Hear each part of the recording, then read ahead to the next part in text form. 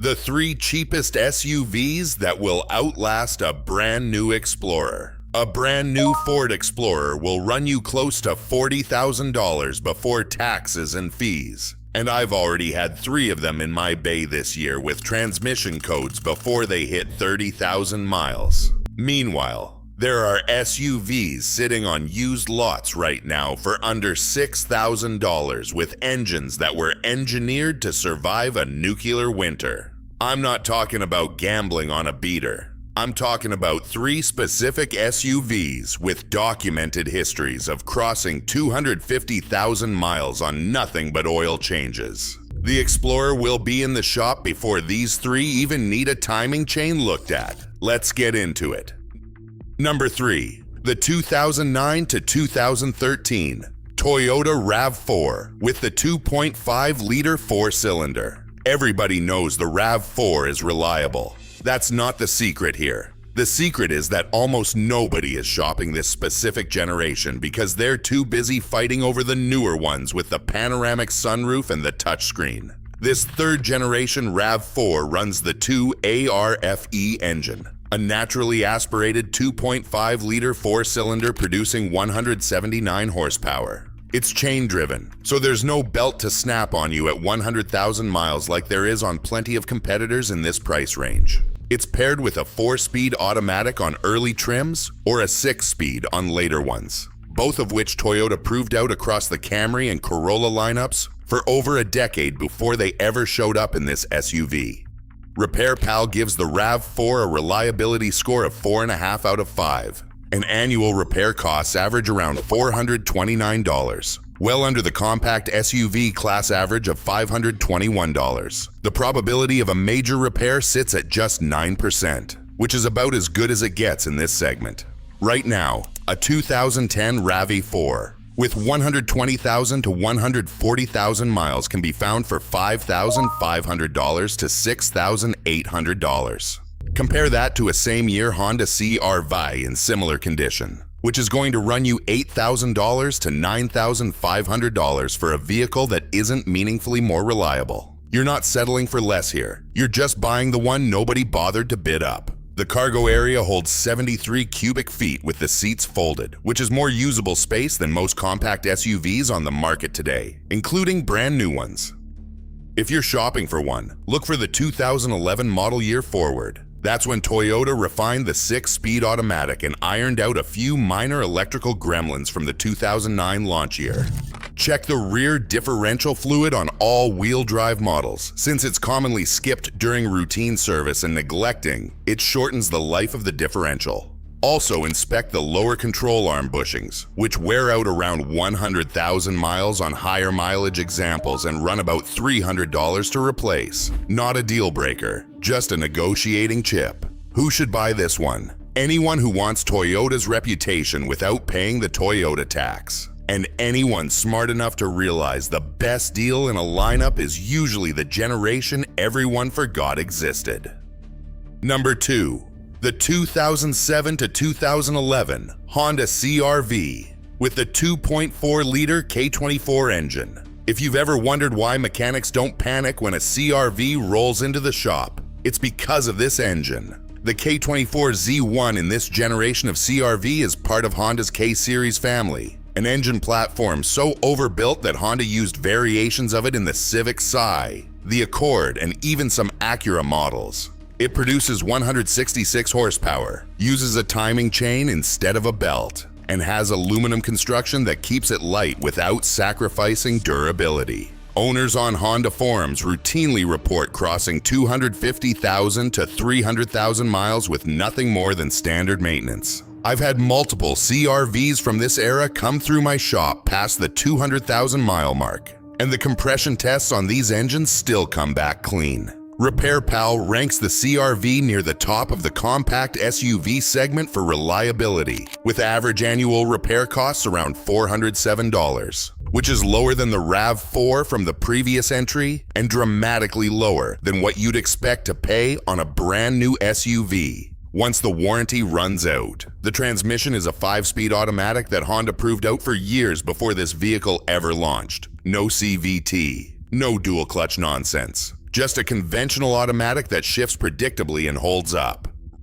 Right now, a 2009 CR-V with 130,000 to 150,000 miles is going for $5,800 to $7,200, depending on trim and condition.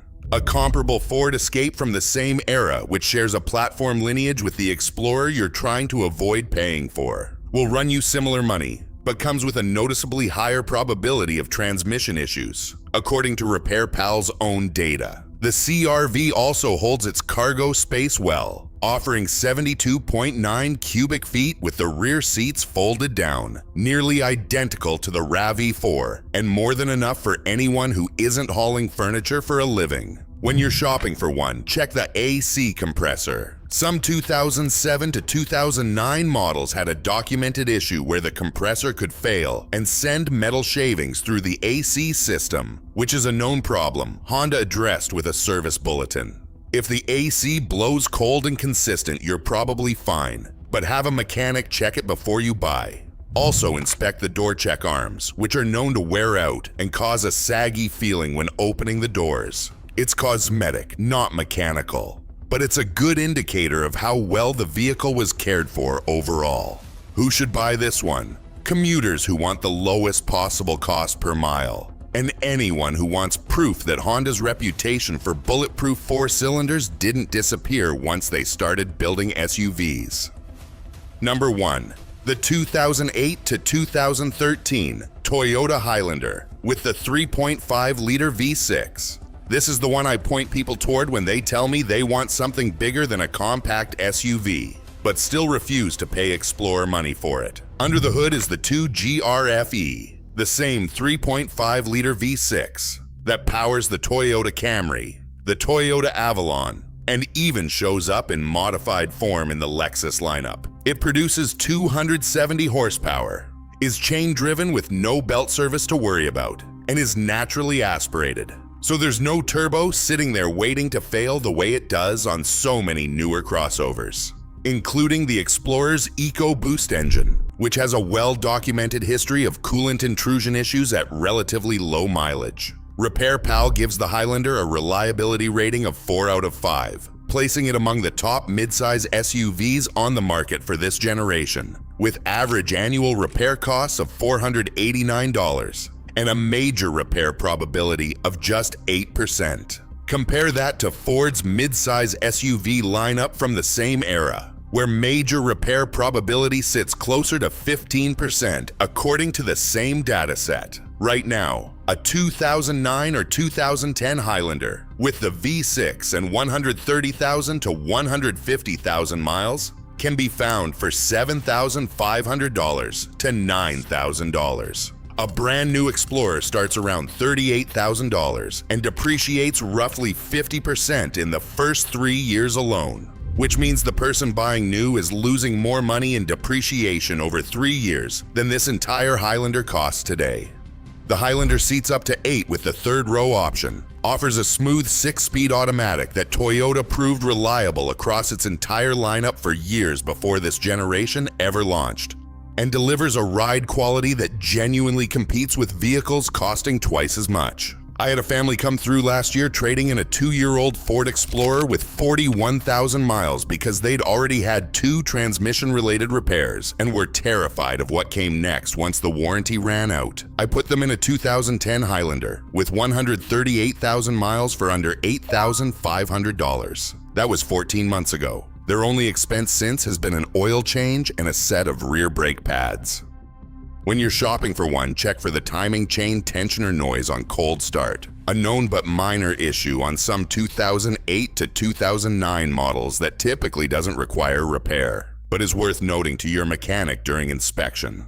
Also check the power steering pump for whining under turns, which is a documented wear item on higher mileage examples, and runs about $350 to replace when caught early. Finally, look at the third row seat mechanisms if you're buying one with 3 rows, since families tend to fold and unfold them constantly, and the hinges can wear with heavy use. None of these are engine or transmission issues, which is exactly the point. The core of this vehicle, the parts that actually determine whether it survives to 300,000 miles, are about as close to bulletproof as anything Toyota has ever built. Who should buy this one? Families who want 3-row capability without 3-row payments. Anyone towing a small trailer or boat who doesn't need full-size truck capability, and anyone who's tired of watching brand new SUVs rack up repair bills before the new car smell even fades.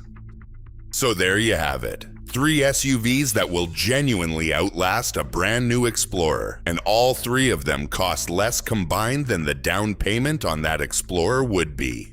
The Toyota RAV4 with its bulletproof 2.5-liter 4-cylinder that nobody's bidding up. The Honda CR-V with a K-Series engine, so overbuilt it borders on excessive. And the Toyota Highlander, the family hauler that proves you don't need to spend Explorer money to get Explorer-size space and a ride that actually holds up.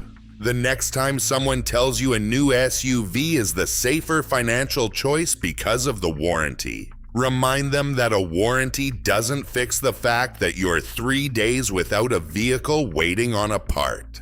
And it definitely doesn't fix the depreciation hit you take the moment you drive it off the lot. If this kind of straight talk helps you shop smarter, hit subscribe. I've got more videos coming on the vehicles dealerships push versus the ones that actually last. Like if it helped. Drive safe, take care of your vehicle, and it'll take care of you. I'll see you in the next one.